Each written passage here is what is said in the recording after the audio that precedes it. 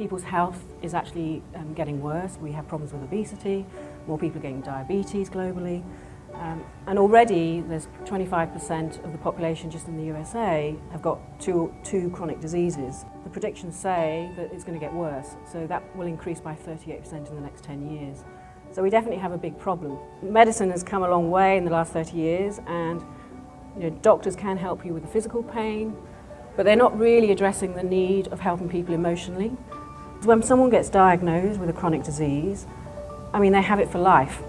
It's a lifestyle, it becomes a lifestyle for them. It actually puts huge emotional stress on people, so not only are they having to handle very strong physical pain, they have to go through a massive lifestyle change. And right now there's not that many services or products or systems that are really helping people in those first 6 months after diagnosis. If you're diagnosed with a chronic disease, you're 25% more likely to feel depressed. But what's more alarming is if you are depressed, then you're twice as likely to miss your medication. And what that actually does is it puts people in a cycle, like a downward spiral really. So you get diagnosed, you're in a lot of physical pain, but also you're in a lot of emotional pain. And when people are in emotional pain, they then miss their medication, which of course triggers more physical pain, and it's a cycle.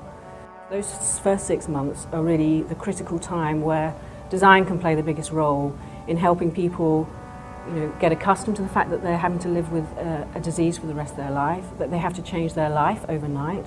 And this is something that we are particularly interested in here at Smart Design, is how can we help people emotionally in those first 6 months and get them on the right track, get them back onto the well-being path that they were on before they got diagnosed. It's not just all roses after 6 months. The first 6 months is critical, but actually there's these moments in people's life cycles that will cause or probably trigger them to have this fear spike again.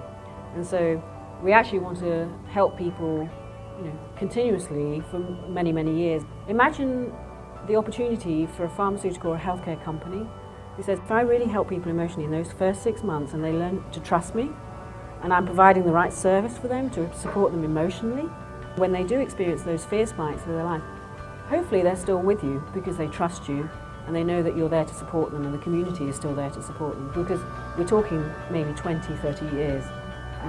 There's not many industries or products out there or services that can actually say we have the potential for people to be with us for 30 years. So think of that as a design space and opportunity. You're trying to design new services that support people for a lifetime.